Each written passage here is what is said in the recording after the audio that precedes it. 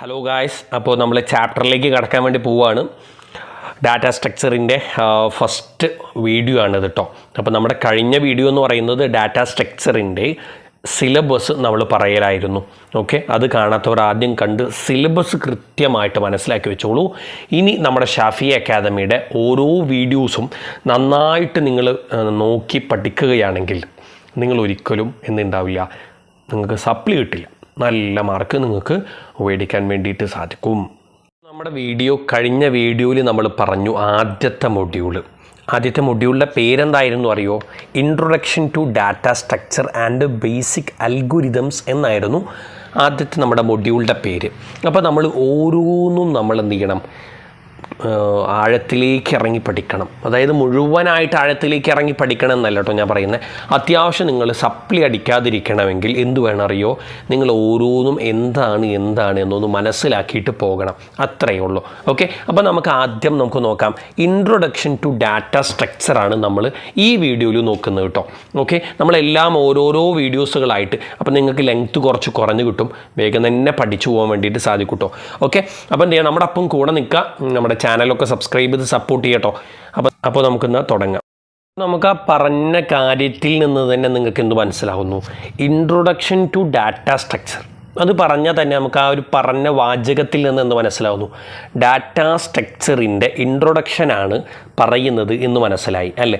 നമ്മുടെ വീഡിയോ കാണുന്നതിൽ ഒരുപാട് പഠിക്കുന്ന കുട്ടികളുണ്ടാവും, പഠിക്കാത്ത കുട്ടികളുണ്ടാവും, എല്ലാവർക്കും മനസ്സിലാക്കി തരട്ടെ, ഒന്നും കൊണ്ട് പേടിക്കണ്ട. അപ്പോൾ ഡാറ്റ സ്ട്രക്ചറിൻ്റെ ഇൻട്രൊഡക്ഷനാണ് നമ്മൾ പറയുന്നത്. ആദ്യം നമുക്ക് നോക്കാം. ഈ ഡാറ്റ സ്ട്രക്ചർ എന്ന് പറയുന്നത് are fundamental concept in computer science. Computer സയൻസിലുള്ള ഒരു ഫണ്ടമെൻ്റൽ കോൺസെപ്റ്റാണ് എന്ത്, ഈ ഡാറ്റ സ്ട്രക്ചർ എന്ന് പറയുന്നത്. That enable efficient organisation, storage and manipulation of data. ഇതെന്തൊക്കെ ചെയ്യുന്നു അറിയോ? ഇത് നമ്മുടെ എഫിഷ്യൻ്റ് ആയിട്ടുള്ള ഓർഗനൈസേഷൻസ് എനാബിൾ ചെയ്യുന്നുണ്ട്. സ്റ്റോറേജ്, മാനിപ്പുലേഷൻ ഓഫ് ഡാറ്റ, ഇതെല്ലാം നമുക്ക് എനാബിൾ ചെയ്ത് തരുന്നുണ്ട്. അതുപോലെ തന്നെ they are provide a way to manage large amount of data, making it possible to perform operations like ഇൻസേഷൻ, deletion, searching and sorting. വലിയ അളവിലുള്ള ഡാറ്റ നമുക്ക് കൈകാര്യം ചെയ്യാൻ വേണ്ടിയിട്ട് തരുന്നതിലൂടെ നമുക്ക് ഇൻസേഷനും ഡിലീഷനും സെർച്ചിങ്ങും സോർട്ടിങ്ങും ഒക്കെ ചെയ്യാൻ വേണ്ടിയിട്ട് കഴിയുന്നു എന്നൊരു കാര്യം കൂടി നമുക്ക് ചെയ്തു തരുന്നുണ്ട്. പിന്നെ നമുക്ക് പറയാം, ഡാറ്റ സ്ട്രക്ചർ എന്ന് പറയുന്നത് is A collection of data elements എന്ന് പറയാം. ഇതാണ് സത്യത്തിൽ നമുക്ക് ആദ്യത്തെ വേണമെങ്കിൽ പറയാം കേട്ടോ. Data structure is A collection of data elements. Okay, ഒരു കൂട്ടം എന്താ പറയുക, ഡാറ്റ എലമെൻസിൻ്റെ കളക്ഷനാണ് എന്ത് പറയുന്നത്, ഈ ഡാറ്റ സ്ട്രക്ചർ എന്ന് പറയുന്നത്. ഇത്രയേ ഉള്ളൂ. ഇതാണിപ്പോൾ ഈ പറഞ്ഞ ഡാറ്റ സ്ട്രക്ചർ എന്ന് പറയുന്ന ഒരു കാര്യം കേട്ടോ. ഓക്കെ, ഇനി ഇതിൻ്റെ ഒരു ടൈപ്പ് നമുക്ക് നോക്കി നോക്കാം. ഓക്കെ, അപ്പോൾ നമ്മുടെ കൂട്ടുകാരെ നമ്മൾ മനസ്സിലാക്കി വെക്കേണ്ട ഒരു കാര്യം, എക്സാമിനൊക്കെ ചിലപ്പോൾ ഡാറ്റ സ്ട്രക്ചർ എന്താണെന്നൊക്കെ ചോദ്യം വരുമ്പോൾ ശ്രദ്ധിച്ച് കേട്ട് കഴിഞ്ഞാൽ സിമ്പിളായിട്ട് എഴുതി വെക്കാൻ പറ്റും കേട്ടോ. ഓക്കെ, ഇപ്പോൾ ഇതൊക്കെ ഇങ്ങനെ എഴുതി വെച്ചാലാണ് എന്ത് ചെയ്യുക, നമുക്ക് മാർക്കൊക്കെ കിട്ടാടോ, അല്ലാണ്ട് അപ്പുറത്തെ ഇപ്പുറത്ത് തന്നെ നോക്കേണ്ട ആവശ്യമൊന്നുമില്ലാന്ന്. ഓക്കെ, ഇനി നമുക്ക് അടുത്തത് നോക്കി വെക്കാം കേട്ടോ.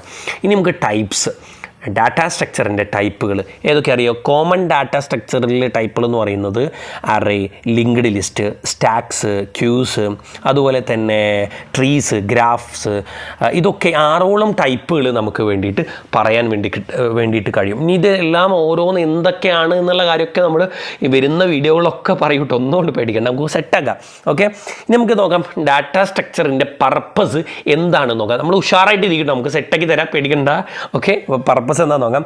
Data structure are designed to support specific ഓപ്പറേഷൻസുകൾ.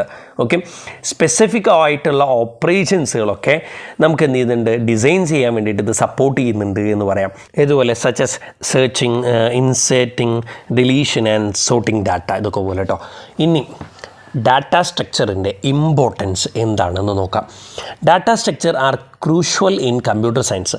Computer സയൻസിലുള്ള ഒരു ക്രൂഷ്യൽ ആയിട്ടുള്ളൊരു കാര്യമാണ് എന്ത്, ഡാറ്റ സ്ട്രക്ചർ എന്ന്. ക്രൂഷ്യൽ എന്ന് പറഞ്ഞാൽ എന്താ പറയുക, ഒരു കാര്യക്ഷമമായ ഒരു നിർണായക പങ്ക് ഇത് വഹിക്കുന്നുണ്ടെന്ന് വേണമെങ്കിൽ പറയാം കേട്ടോ.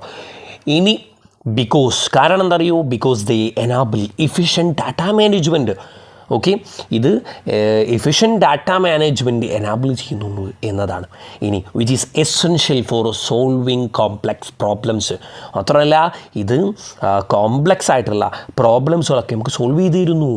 ഇനി ഈ പറഞ്ഞ ഡാറ്റ സ്ട്രക്ചറിൻ്റെ ക്യാരക്ടറിസ്റ്റിക്സ് നമുക്ക് നോക്കാം. Efficient use of memory, fast operation and സ്കാലബിലിറ്റി. ഇതാണ് ക്യാരക്ടറിസ്റ്റിക്സ്. ആപ്ലിക്കേഷൻ നോക്കണോ, databases, algorithms and software development. ഇതാണ് ഇൻട്രൊഡക്ഷൻ ടു ഡാറ്റ സ്ട്രക്ചറിനെ പറ്റിയിട്ട് നമുക്ക് പറയാൻ വേണ്ടിയിട്ട് കഴിയുന്നത്. ഇനി ഒരുപാട് ലോട്ട് ഓഫ് പോയിൻറ്റ്സ് നമുക്ക് പറയാം കേട്ടോ. നമ്മൾ വലിയ തരത്തിലൊന്നും പോകുന്നില്ല. നമുക്ക് പാസ്സാവണം, സപ്ലി അടിക്കാൻ പാടില്ല എന്ന നിലയിലാണ് നമ്മുടെ രീതികൾ പോകുന്നത് കേട്ടോ. അപ്പോൾ നമുക്ക് എന്ത് ചെയ്യാം, ഉഷാറാക്കല്ലേ? അപ്പോൾ എന്ത് ചെയ്യും, നന്നായി പഠിക്കട്ടോ. ഓക്കെ, അപ്പോൾ നമ്മുടെ അടുത്ത വീഡിയോസൊക്കെ വരും, വൈകാതെ തന്നെ വരും എന്ന് കാത്തിരിക്കാം. ഓക്കേ.